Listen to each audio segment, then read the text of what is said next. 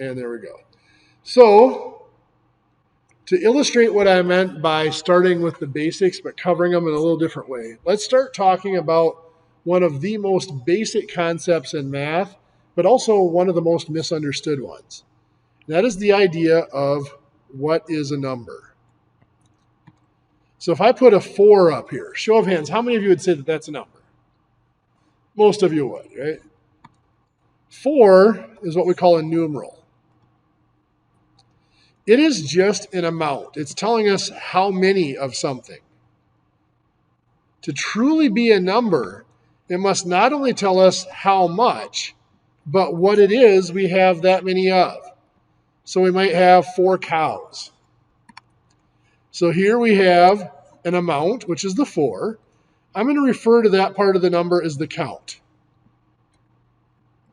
And then we have what it is we have 4 of. In this case, the cows. I'm going to refer to that as the name. Now, my purpose here is not to push labels or units on you. I'm not one of those instructors that's going to mark things wrong if you don't put the units on the answer. But it is important to understand those two parts of a number and how they interact in order to really understand what's going on in most of our math functions. To illustrate that, let's talk about our most basic math operation. Oops, there we go. So let's look at their two most basic math operations: addition and multiplication. Now you might be wondering, where did subtraction and division go? Well, subtraction is actually part of addition. They're really the same operation. Addition is just going forward, subtraction is going in reverse. So any of the rules we talk about for addition also apply, maybe in a slightly different form, but also apply for subtraction. And then the same is true for multiplication and division. Multiplication is just going forward. Division is the same operation going in reverse. So anything that applies to multiplication also applies in some form to division. So let's take a look at some operations with these two parts of the number. So let's do like 4 inches plus 7 inches. What do we get? 11 inches. Not too surprising yet, but let's take a look at the count and the name and what's happening with those. So we have counts here of 4 and 7. And they ended up becoming 11. We combine the counts. Here we are adding, so we combine the counts with addition. Well, let's look at the names. We had inches, and they became inches. They stayed inches. When we add or subtract, we keep the same name. So let's look at multiplication. If I have 4 inches, and I'm just going to abbreviate inches now, times 7 inches, what do we get? 28, but it's not inches, it's inches squared. If you think about it, if we're multiplying 4 inches times 7 inches, chances are we're looking at some sort of a situation where we're doing an area, so we're going to get inches squared. So if we look at our counts, we have 4 and 7, and they became 28. So once again, we combine the counts. This time we were multiplying, so we combined them with multiplication. The names, however, were different. We had inches, and it became inches squared. When we multiply or divide, we also combine the names. Now, that might seem like a really subtle, small difference between the two operations, but it's huge. It actually defines all the differences we see in our calculations with our other forms of numbers because of those two little processes. In fact, it actually defines what numbers can be used in each operation. For example, if we have 3 cows plus 5 boys, do we get 8 cowboys? Yeah, that doesn't make a whole lot of sense, does it? Or if I do it the other way, 5 boys plus 3 cows. Do we get 8 boy cows? No. Anybody in here with a farm background? I wonder a little bit. So you can probably tell me that that is a bunch of bull, right? A long way to go for a joke, but there's a point behind it. We could not add 3 cows and 5 boys because when we add, we're going to keep the same name, which implies we have to start with the same name. Cows and boys have different names. We cannot combine them with addition. A little bit more of a practical illustration. I mean, we might have 5 feet plus 2 pounds. If I go to add those, I have 5 feet and 2 pounds. I cannot add those because they have different names, different labels. But for multiplication, because I'm going to combine the counts and also combine the names, I do not have to start with the same name. I can combine my counts. What's 5 times 2? 10. Yeah, then I also combine the names. Feet times pounds becomes just foot-pounds. In engineering, it's used for a lot of units. It's a unit of torque, a unit of moment in structural engineering, a unit of work for basic physics calculations. It's a very useful unit, very common calculation. So when we multiply or divide, we do not have to start with the same name. So with that in mind, let's look at some of our other forms of numbers. Let's skip right to everybody's favorite, fractions. Okay, there might have been a little sarcasm there. I realize if I ask people on the way in the door what they hate most about math, probably 4 out of 5 would say fractions. The other one, probably say the instructor. So anyway, a little review. That top number is called what? Numerator. Bottom number? Denominator. You saw me pause there. I am a horrible speller. So if anything ever appears up on the board here that you can't read, trust me, it was intended to be English, but I probably butchered the spelling. So don't be afraid to ask me if you can't read my handwriting. I also realize my handwriting gets sloppy at times too. Let's break down what those words mean, numerator and denominator. A numerator, every 10 years, the U.S. government sends out people to numerate the population, to do the census. They did it a couple years ago. What are they doing? They're counting. Denominator. Well, we have different denominations of money, different denominations of organizations. To denominate actually means to classify or to give a total or name. A value would be another way of putting it, is to give it a classification or a name. So the fraction, the numerator and denominator, is just a count and a name, just like any other number. A lot of people look at fractions and see 2 numbers. It's not. It's one number with 2 parts. Just like having 3 inches or 3 cows, we have 3/4. When we look at fractions in more detail next week, we'll look at what does it mean to have a name of a fourth. For now, we'll just kind of look at our operations here quick. So if I try to do 2/7 plus 3/7. If you think back to about 3rd grade, when you first started doing operations with fractions, the 3rd grade teacher told you before you add or subtract fractions, you must have same denominator, common denominator. That's not a special rule for fractions. Any time we add numbers, you have to have the same name. So then once we have that common denominator, how did they tell you to add the fractions? What would we do here? Add the numerators. 2 plus 3 is 5, and then keep the common denominator, keep the 7, right? Well, again, that's not a special process for fractions. Anytime we add numbers, we combine the counts, that was adding the numerators, and we keep the same name, keeping the common denominator. If we were multiplying, 2/7 times 3/7, multiply straight across, good. 2 times 3 is 6, 7 times 7, 49. Well, again, that's not a special process for fractions. Anytime we multiply numbers, we combine the counts. That was multiplying the numerators. And we also combine the names. That was multiplying the denominators. If we don't have the same name, let's say we have something like 1/4 plus 3/5. Can I add those the way they're written? No, we need a common denominator. For now, we're going to leave it at that. Again, next week, we'll look at how we rename those. But if we're multiplying, do we need a common denominator? No. Again, that's not just because your third grade teacher said so. It's because anytime we multiply or divide numbers, we do not have to have the same name.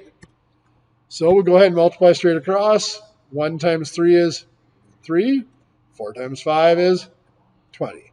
Again, just combining the counts and then also combining the names. Any questions there? I mean, I don't expect that it's all of a sudden going to make fractions make sense to you, but hopefully that opens some connections that you haven't seen before. Let's look at decimals.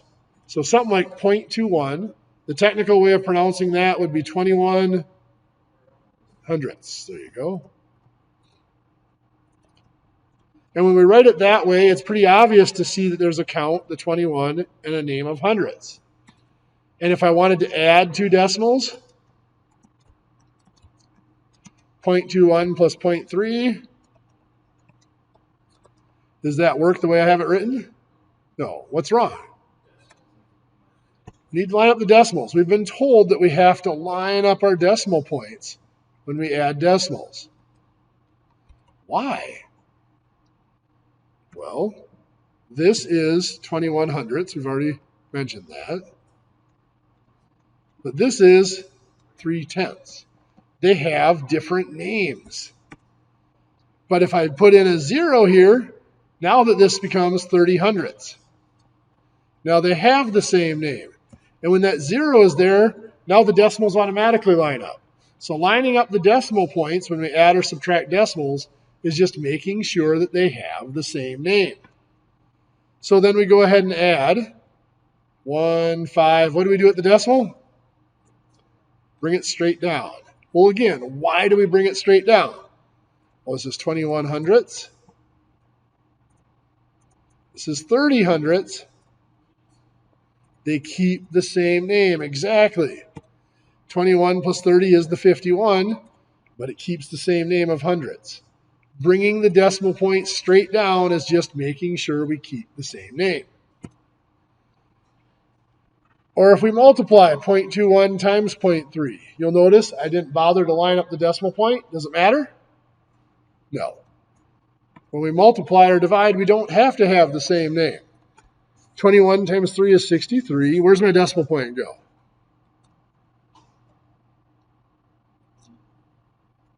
One more 0, right? Why? Well, we were taught you count 1, 2, yep. 1, 2, 3 decimal places in the problem. So you get on the answer and you count backwards. 1, 2, 3 decimal places in the answer. Well, why do we do that? Well, this is 21 hundredths and 3/10. 21 times 3 is 63, but we also combine the names. Hundredths times tenths is thousandths. So by counting those decimal places in the problem and making sure we put that many decimal places in the answer, all we're doing is making sure we also combine the names.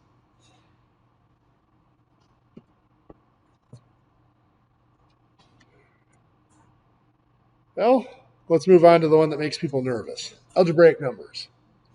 Again, it's just a single number with two parts. We have the count, here is 4, and the name is x. Just like 4 inches, 4 cows, 4 sevenths. The difference is we pretty much know what a cow or an inch or a seventh is. We don't really know what an x is. But it doesn't matter for our basic calculations. It behaves pretty much the same way. So 4x plus 9x gives us what?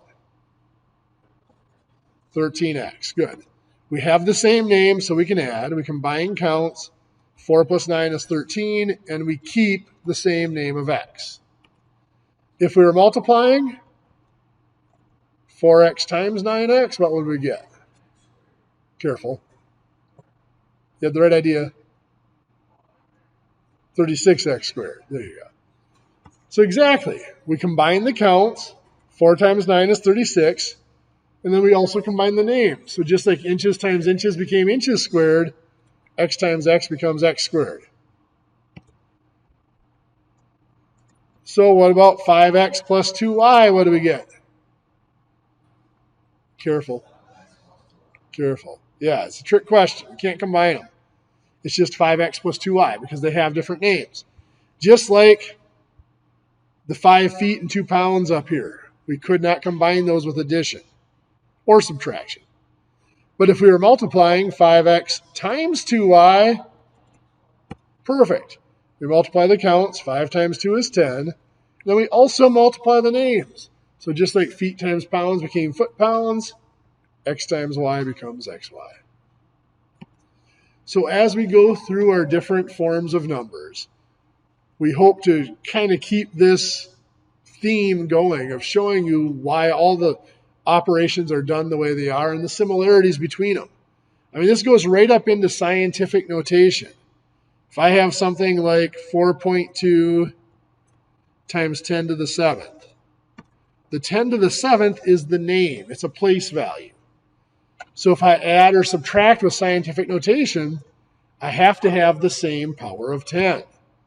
So it might be 4.2 times 10 to the 7th plus 3.1 times 10 to the 7th.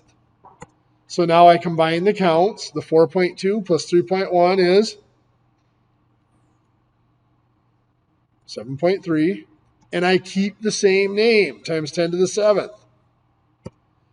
Same is true if I'm subtracting.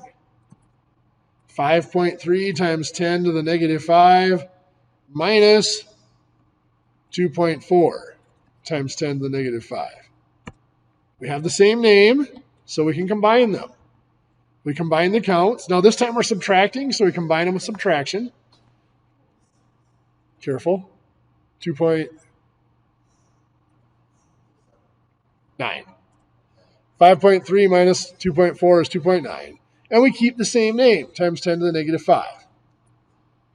If we're multiplying 3.1 times 10 to the 7th times 1.5 times 10 to the 12th. We don't need the same name because we're going to combine the counts. 3.1 times 1.5 is 4.65. Yep. Is that right? Yeah. 4.65. But then we also combine the names. Now, this is something we'll go over more later on towards the end of this fall semester. 10 to the 7th times 10 to the 12th is 10 to the 19th. So you can see all of our different forms of numbers follow the exact same rules for every type of operation. It's just they look different because each of the forms of numbers looks different.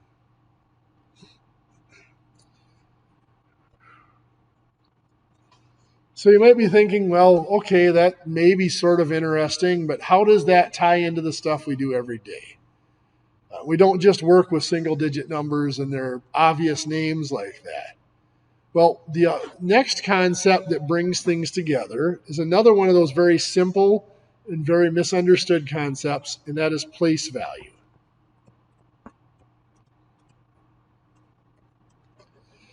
Not going to spend a lot of time on it because I don't want to insult you guys, but we have to make sure we're on the same page. Starting at the end of a number, working our way backwards, what's this last place value called? The ones. Next is tens and hundreds. Those are actually the only three place values, and they are repeated over and over again. Ones, tens, hundreds. Ones, tens, hundreds. And of course, they keep going, but most of us will never have to get a whole lot larger than that, right? This is the base group. This is then called the thousands group. What's next? Careful. Millions. And then billions and trillions and on up. Actually, with inflation, the way it's been, millions might be your grocery bill soon. Anyway, if I name a place value, of course, I name the place value, then I have to say what group it's in. So this is just the tens. This is the tens and the thousands group, so we call it the 10,000s. Again, I'm not going to insult you by naming a lot of place values, but there are some reasons why we have to know that. One of them is this. If I ask you to round 3,758 to the nearest 100.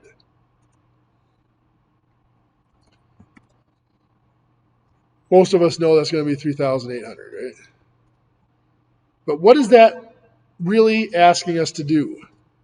Well, when it says to the nearest 100, what it's really saying is imagine a number line that's numbered in hundreds. It's like 3,600, 3,700, 3,800, 3,900, and on up. And then it's saying take this number, 3,758, put it on that number line. And physically, which 100 is it closest to? It's closest to the 3,800. That's why it rounds to 3,800. But we don't want to have to draw out a number line and plot points every time we round a number, so we were taught shortcuts. And of course, the first shortcut, we look at the nearest 100, means we look at the hundreds place, which is the 7 here. That tells us we're between the 3,700 and the 3,800. To figure out which one we're closest to, we looked at the next digit. If that next digit was 1, 2, 3, or 4, they were closer to the smaller one. That would have been the 3,700. If it's 6, 7, 8, or 9, it's closer to the largest one. 5, of course, is right in the middle. What have we been taught to do if it's 5? Round up. If you asked your teacher why, you were probably told, we just do. Or maybe it's a convention, or we have just accepted that's what we do. Well, there's actually more to it than that. If we put this on the number line, it's 58. It actually is closer to the next one up. In most cases, if that next digit's a 5, it really is closer to the larger 100 or larger whatever. The only time it's exactly in the middle would be if it's 3,750. And even then, we've been taught round up, right? That would still round to 3,800, to the nearest 100. In this class, if we're asked to round, that's the way we're always going to round. But I will let you know, if any of you go on to like a precision machining, mechanical design, anything like that, when you get into precision manufacturing with hundredths of an inch or thousandths of an inch, they start to worry about error buildup. So if you have an item that has several dimensions,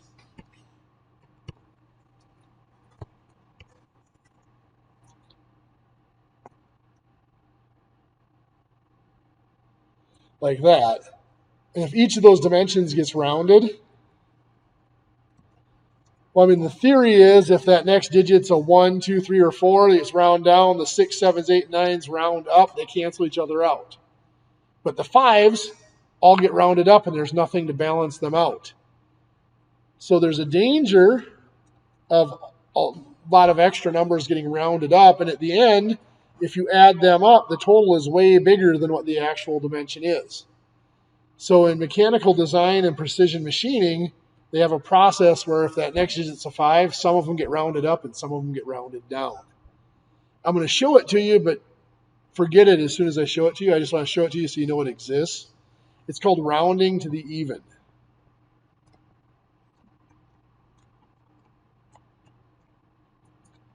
So we're going to keep rounding to the nearest 100.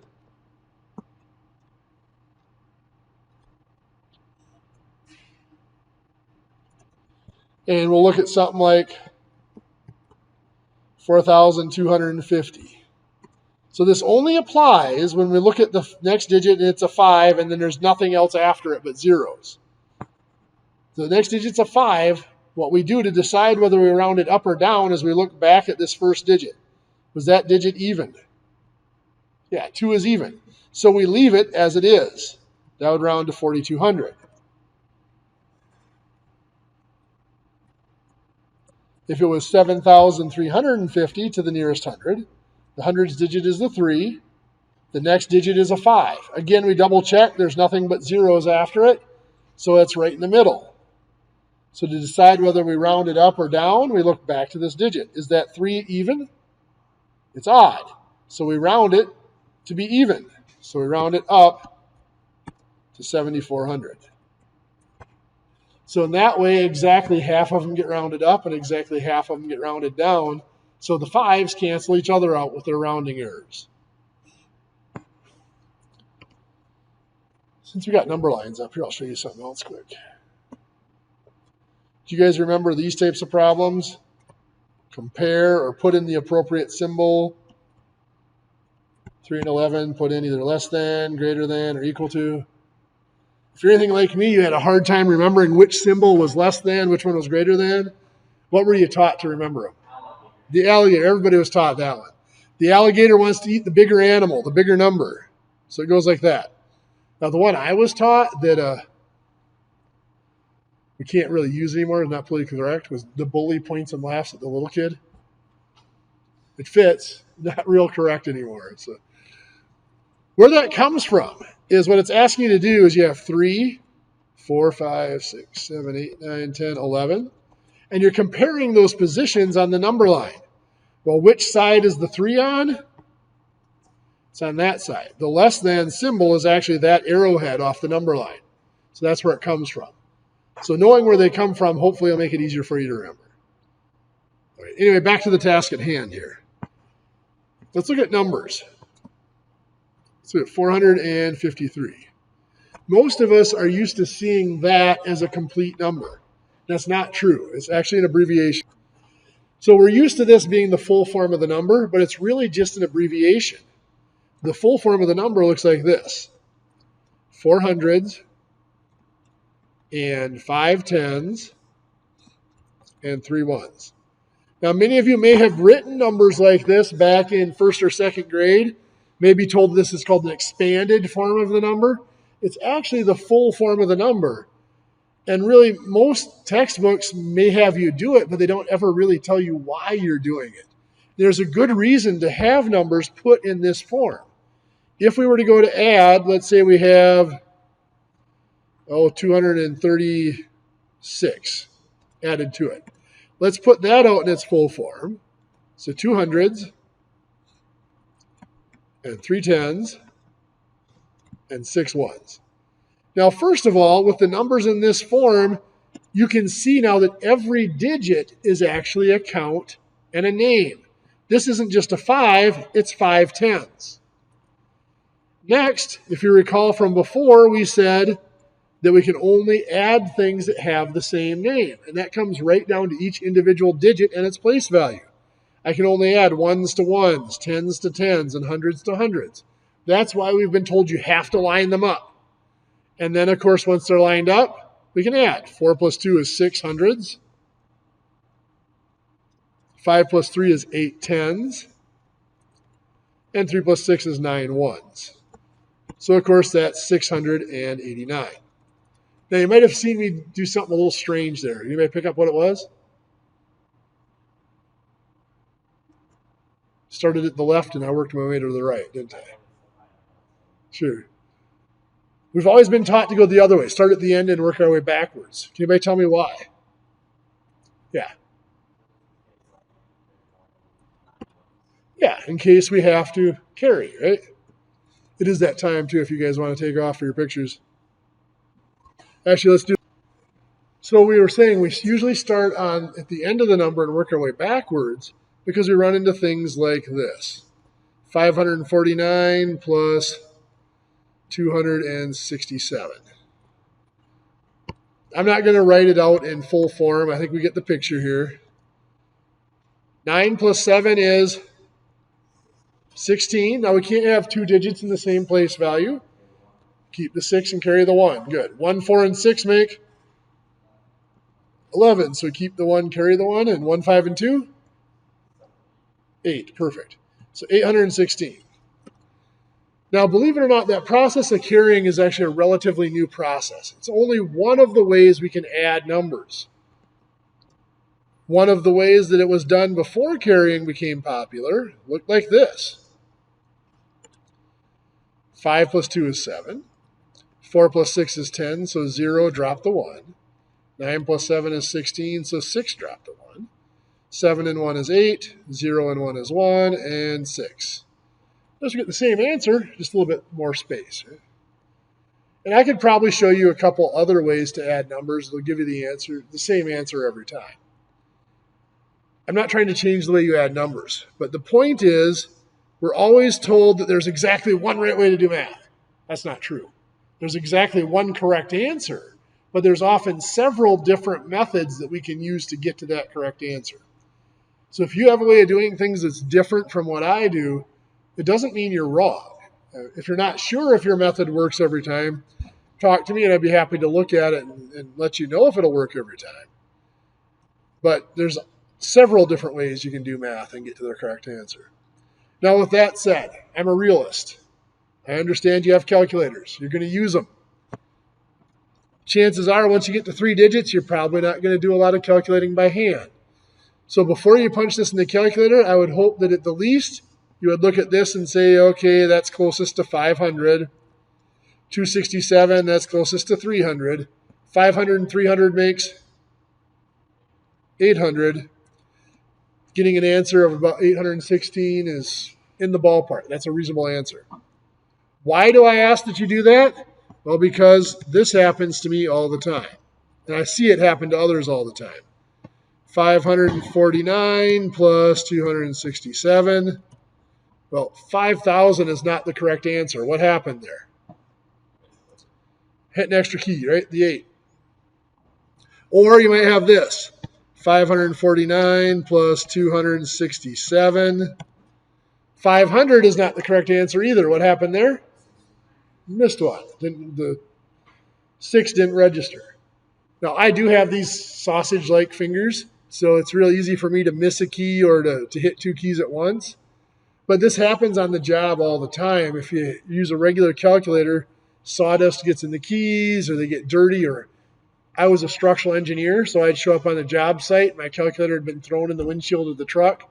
You go to pull it out and use it, and the sun had kind of warped it, and it didn't work anymore. Things happen all the time that the calculator doesn't quite function right. So it's real easy to have a key not register or go to hit a key and have to press it hard because it's not registering, and then it registers twice or whatever.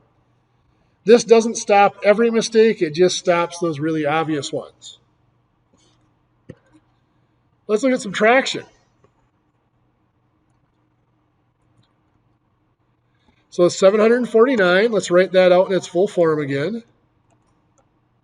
7 hundreds and 4 tens and 9 ones.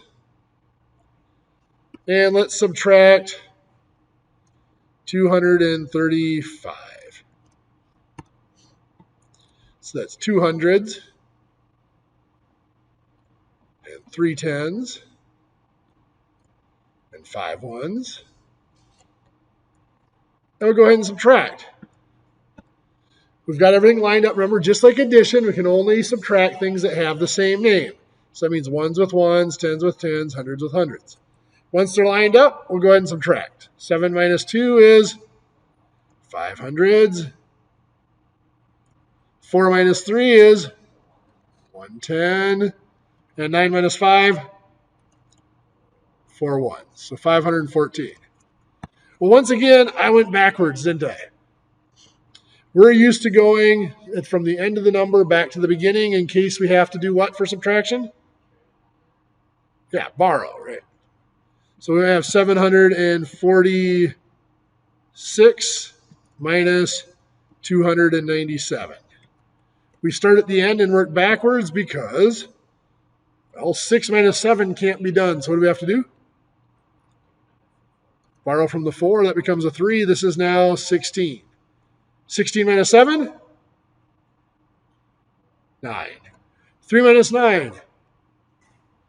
Can't do it. So we borrow from the 7. That'll be 6, and this is now 13. 13 minus 9. 4 and 6 minus 2. 4. Now again, borrowing is a relatively new process. Before borrowing was the going thing, one of the ways this was done would look something like this. 7 minus 2 is 5. 4 minus 5 can't be done, so we're going to take from the 5. That'll be a 4. This is now 14. 14 minus 9 is 5. 6 minus 7 can't be done, so we borrow from the 5. That's a 4. This is now a 16. 16 minus 7 is 9, so 449. Again, I'm not trying to change the way you subtract. It's that point of there are multiple correct ways to subtract that will give you the correct answer. Again, being the realist, I understand the calculators exist and they're going to get used, but I would at least hope that you would look at 746. That's close to 700. What's 297 close to? 300.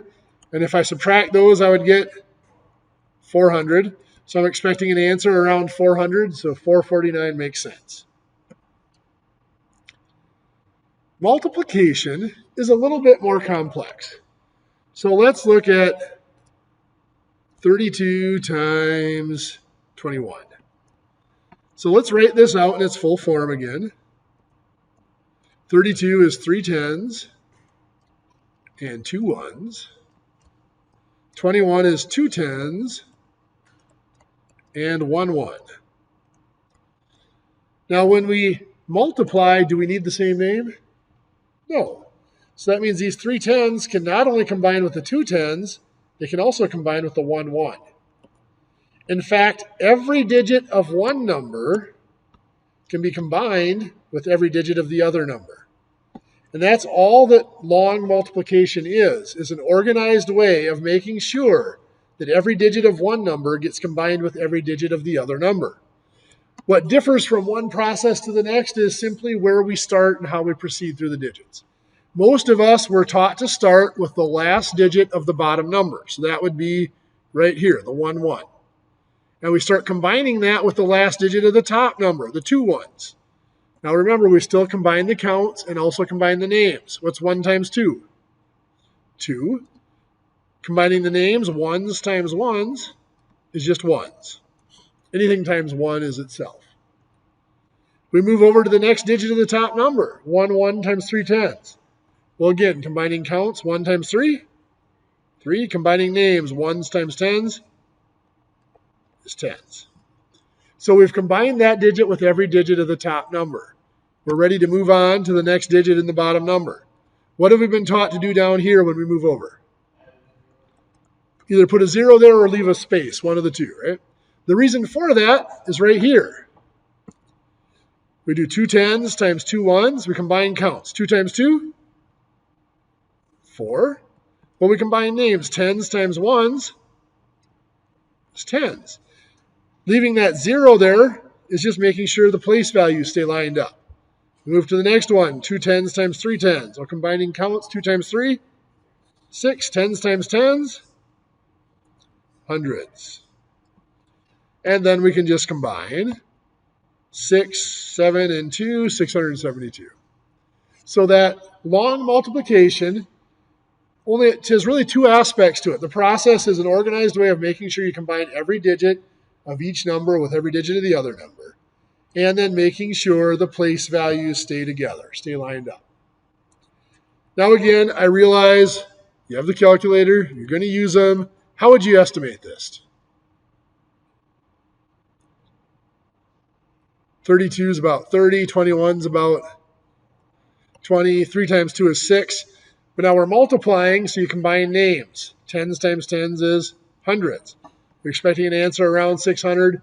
672 might be a little big, but both of these were rounded down, so the real answer should be bigger than our estimate.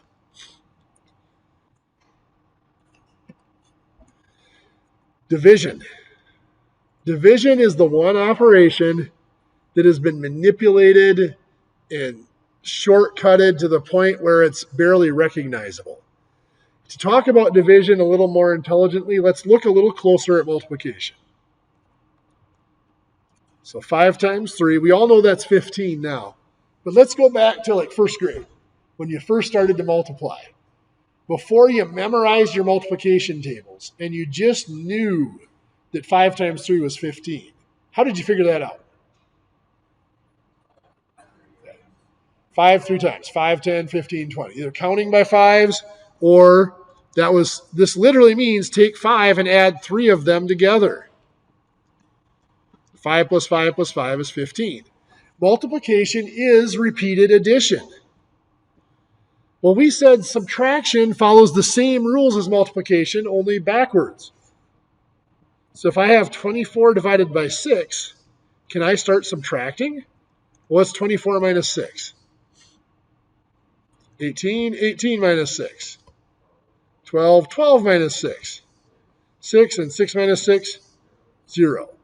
So we did 1, 2, 3, 4 times. 24 divided by 6 is 4, because you can subtract 6 from 24 4 times.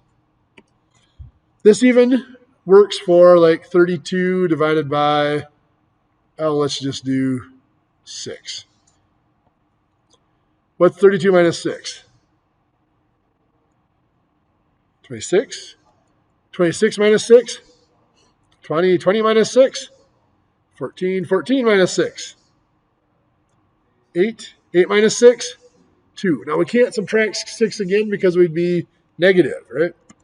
So we have 1, 2, 3, 4, 5 with a remainder of 2. Exactly. What's left over is our remainder. That's one of the definitions of our division, is that repeated subtraction. And that's exactly where our long division process comes from. Even though it's been shortcutted and abbreviated to the point where you'd never recognize it. But let's do something like 48 divided by 2. I don't want to start subtracting 2 from 48 because it's going to take a while. But what we can do is we can subtract a large bunch of 2's from 48. How do we do that? Well, let's look at the place values of the number we're dividing. The first digit of the 48 is the 4. What place value is that in? 10, right? 2 times 10 is 20. If I subtract a 20, that's the same as subtracting 10 2's.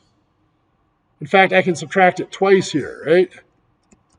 So that would give me 8. So this was 10 20 2's.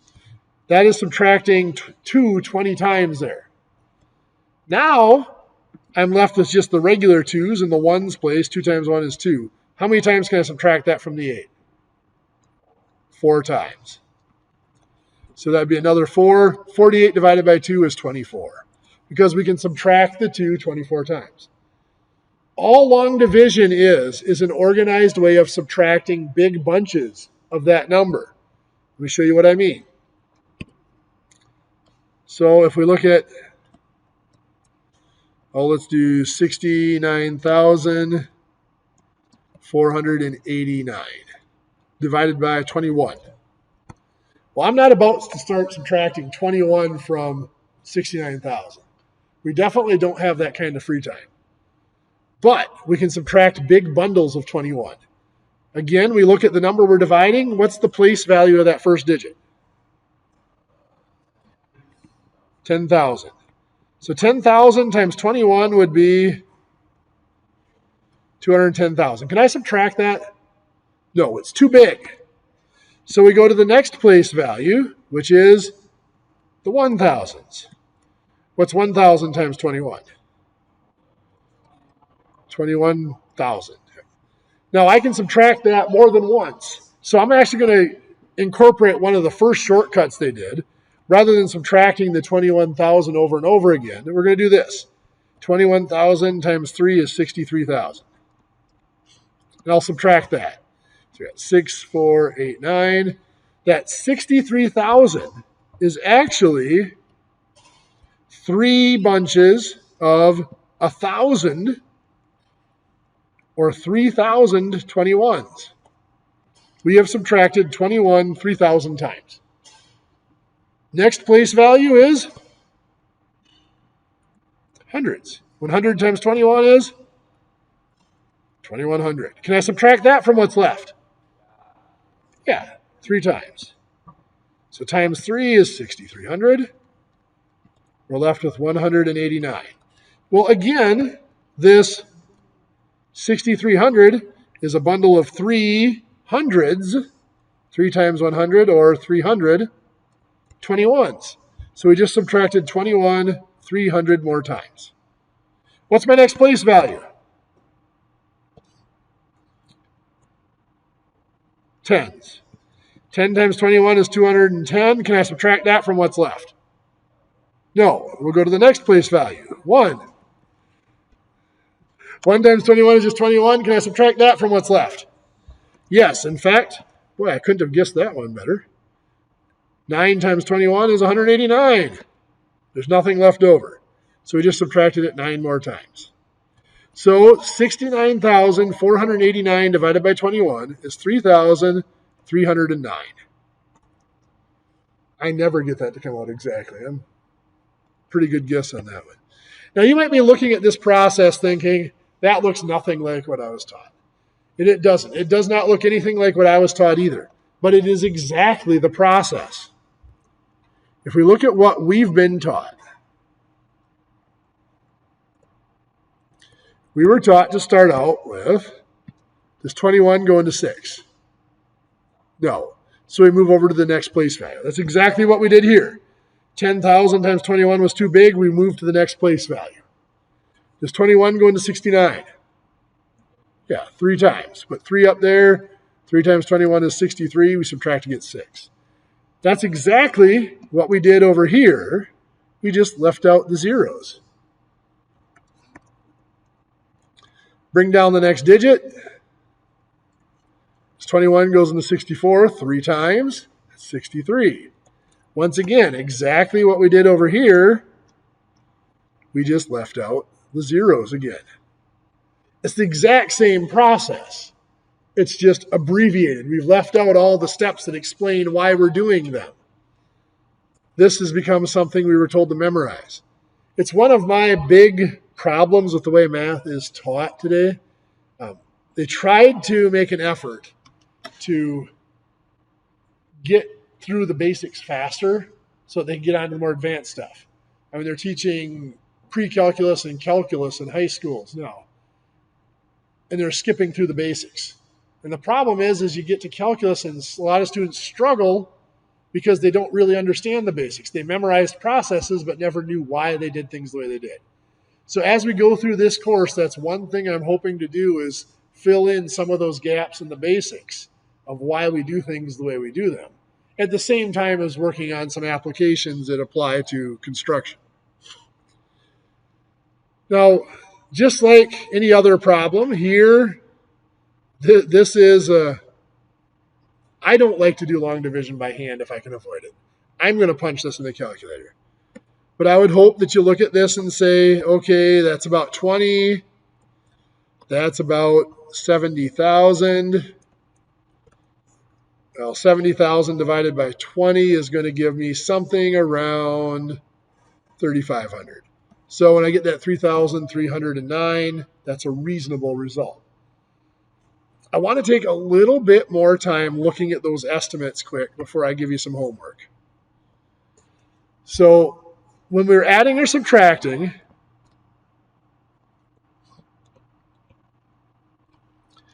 we said we keep the same name, and we have to start with the same name. So if I have 6,000 plus 2,000, we have the same name, so we can go ahead and combine. 6 plus 2 is 8, and we keep the name of 1,000. Or if I have 500 minus 300. Again, those are both hundreds, so I can combine the 5 and 3. 5 minus 3 is 2, and I keep the 100. If they are not the same name, let's say we got 7,200. Actually, let's not even do that. Let's just do 7,000 plus 200. The 7 and the 2 are not in the same place value, so I can't just combine them. So what I do is the 7 stays in the thousands digit, the 2 stays in the hundreds digit, and we fill in zeros for the rest. the digits themselves aren't combined because they're not in the same place value. It's a little trickier with subtraction. If I had 80,000 minus 4,000, what we kind of have to do here is look at multiple digits together. I can't just do the 8 and the 4 in different spots because when I subtract, I've got to take it away from something. So what we end up doing is actually a little bit of borrowing. This becomes 7 and this becomes 10. So now the 7 is going to stay. 10 minus 4 is 6, whatever. It's still a fairly quick estimate. The more interesting part comes with the multiplication and division. We don't need the same name, so I can take 400 times 20,000, and I can combine those counts. 4 times 2 is 8. 100 times 10,000 is, it's a tough one to figure out, isn't it? The shortcut to do it is you count the zeros. 1, 2, 3, 4, 5, 6 total zeros. So it's million. There you go. So trying to combine, we're not used to combining those place values as names, so the shortcut is to just count the zeros. If we're dividing, 80,000 divided by 200.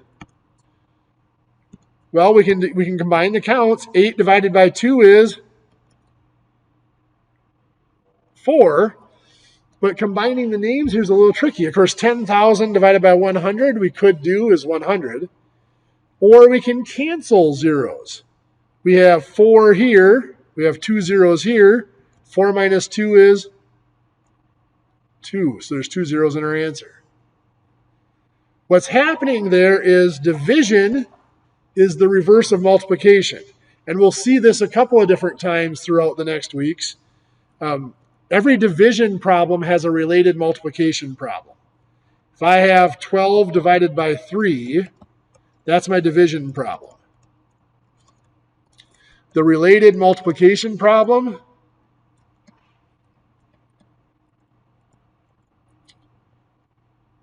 would be just backwards. Blank times 3 equals 12. What has to go in the blank?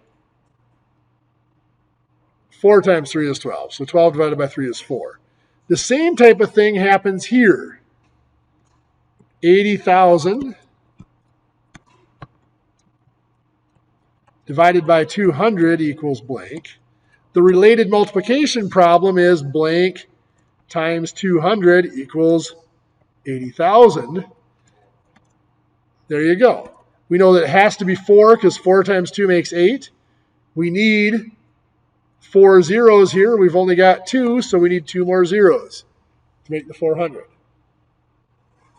I think you guys have had enough for the first day. So in your little book,